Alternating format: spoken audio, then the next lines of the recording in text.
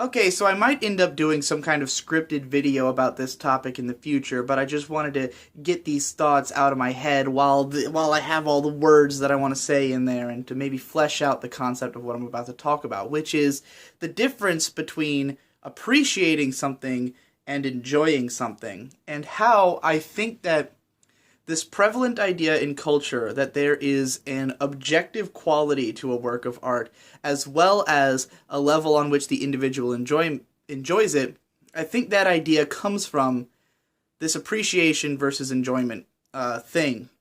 But that defining it as objective versus subjective experience is going about it wrong.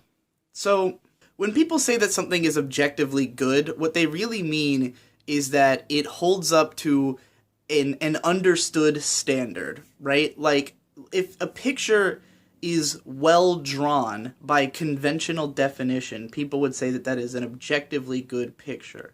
But that really just means that it's something that most people can appreciate. It's a picture that's drawn in a way that we all understand through, logic, and we can explain why that thing is good and that it is well made, because there's a common understanding of things that appeal to a vast number of people. But that doesn't really mean that it's objectively good, because to any individual person, it could have no value. And to give you an example, let's say that there was somebody who spent decades mastering the craft of making statues of Vladimir Putin out of shit, out of literal shit, just carving shit into statues. And they were masterful at doing it. But no one wants that. No one wants a statue of Vladimir Putin made of shit. So it has no value to anyone except for the person who created it. So even though we can say that that person is incredibly skilled at what they do and has a deft understanding of how to make that thing, can you really call it objectively good if it's something that no one finds any value in? I don't think so. I think that when we see something like that, even if we personally don't enjoy it, we have an appreciation for the technique, because on some level we understand how difficult it is to accomplish something of a certain caliber. But if we personally don't enjoy it, then saying that it's good is kind of regressive and missing the point. Like, if I go around, sometimes people say to me things like, you're not good at being objective in your views. And I think, well, why would I ever want to just rate things on the basis of what is consensus seen as a good thing? Because I would rather change the consensus, right? Like, if there's something that I think is the most valuable, then I want to put my data point into the pool and say, like, well, here's what I value. And I think that when people look at things differently, when they say, like, oh, I like it, but that doesn't mean it's good, then what they're doing is reducing the value of their own opinions. They're pulling their own data points out of the pool and just, looking at this other one, like the other data points that have already been old and accepted in a way. Like, for instance, show don't tell storytelling, right?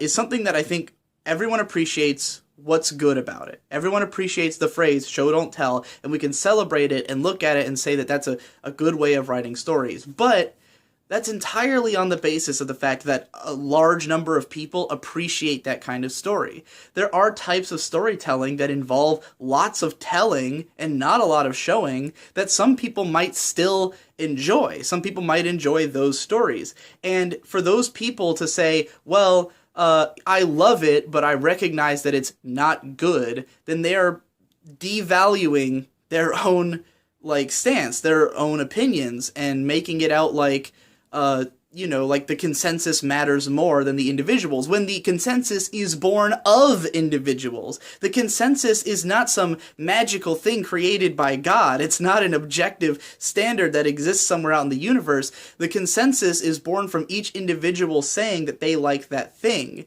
And therefore, if you keep stripping your own opinions off and trying to agree with the consensus, then the consensus starts to lose meaning.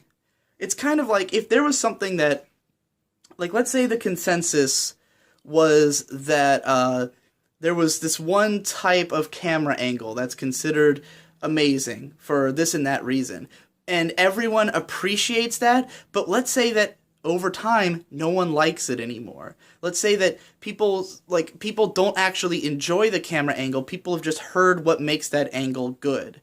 But they keep saying that that's the best camera angle, but then no one actually likes it. Then the consensus, the idea that we all have in our heads, is totally meaningless, because what people actually value is over here and is being written off because it doesn't match the preconceived consensus.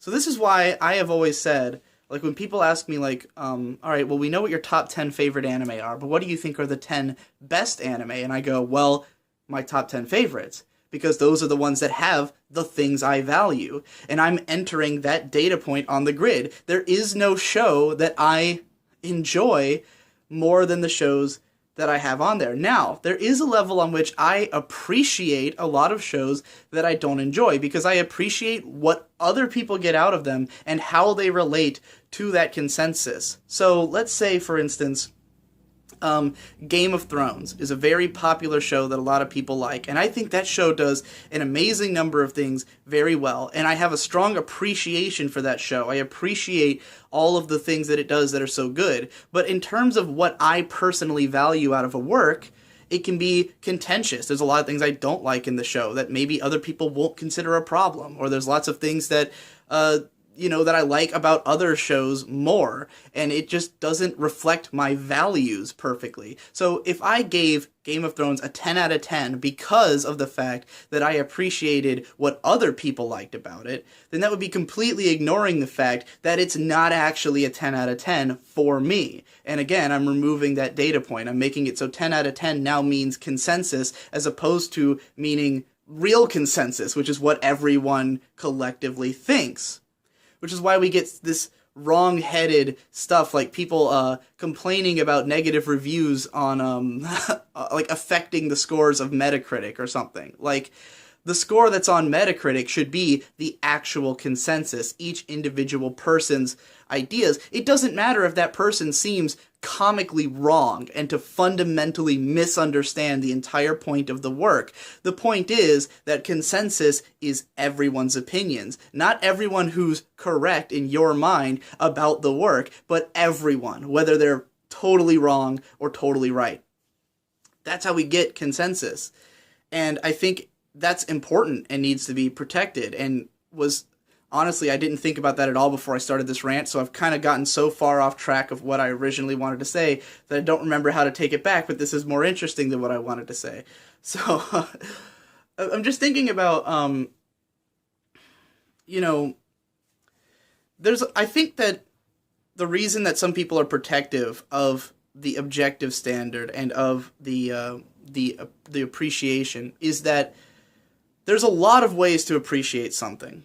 And I think that they go deep. Like, sometimes there's an anime series that I might not even really like that much, but there's a lot of things I appreciate about it that I think that people are underappreciating.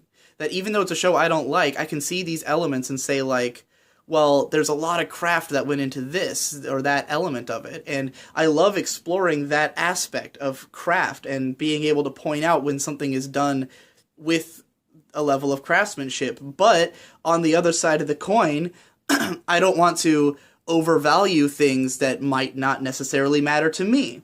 Like, if we look at Zankyou no Terror, a show that had incredible directing. I made a whole 20-minute video about how well directed the first episode was, and then another whole video about how I thought it handled exposition really well in episode 2, and then the entire rest of the show I hated, and I made a video about that, which is unlisted because I don't like how I wrote the video. But, it would be inauthentic of me to say that there's all these things I appreciate that I think were good craftsmanship, but then to say that the show is therefore good when there were so many things that I don't value or that I think are terrible about it. And, giving it a higher score on that basis would be wrong. Kind of like when people say, how can you possibly give Sword Art Online a 1 out of 10 when on the visuals alone it would be above a 1. And I don't value visuals that highly that I'd give it extra points for that when it has so many things to deduct, you know?